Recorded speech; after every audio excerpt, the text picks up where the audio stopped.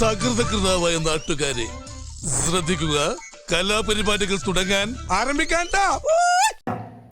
നമസ്കാരം, സന്തോഷ് പണ്ഡിറ്റാണ്.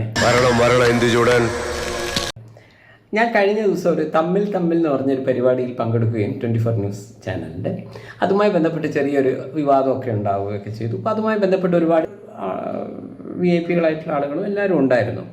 അപ്പോൾ അതിൽ ഒരു സായി കൃഷ്ണ എന്ന് പറഞ്ഞൊരാൾ, എന്തൊരു യൂട്യൂബറാണെന്നാണ് പറയുന്നത്. അപ്പോൾ അങ്ങേരുമായി ബന്ധപ്പെട്ടിട്ടാണ് ഈ വിവാദം പറയുന്നത്. ഇപ്പോൾ സായി കൃഷ്ണ എന്ന് പറയുമ്പോൾ പെട്ടെന്ന് ഇത് കേൾക്കുന്ന ആളുകൾക്ക് എത്രമാത്രം അങ്ങേരെ അറിയുമെന്ന് എനിക്കറിയില്ല. അങ്ങേര് ഈ കാറിലൊക്കെ ഇരുന്നാണ് എപ്പോഴും വീഡിയോ ഇടാറുള്ളത്. ഒന്നുകിൽ കാറിലുണ്ടാവും, അല്ലെങ്കിൽ ഇങ്ങേര് ബഹിരാകാശത്തുണ്ടാവും.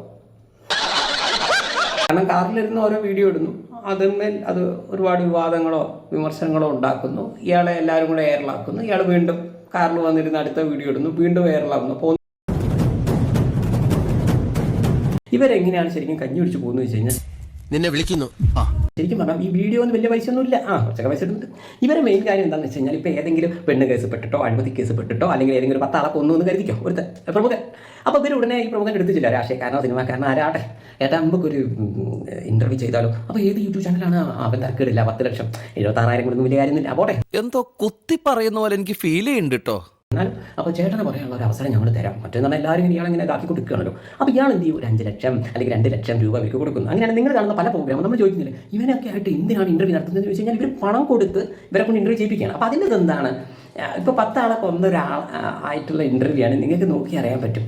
പറയൂ സാർ ഏതവസ്ഥയിലായി 10 പേരെ കൊന്നേ, ഈ പറഞ്ഞതിന് വേറൊരർത്ഥം ഇല്ലേ? പറയൂ സാർ ഏതവസ്ഥയിലായി 10 പെൺകുട്ടികളെ ബലാത്സംഗം ചെയ്തേ എന്നൊക്കെ പറഞ്ഞിട്ട് അയാൾക്ക് പറയാനുള്ളതിനെ മാക്സിമം കൊടുക്കുക. അതാണല്ലോ പൈസ വാങ്ങിച്ചിട്ട് ചെയ്യുന്ന പരിപാടിയാണല്ലോ.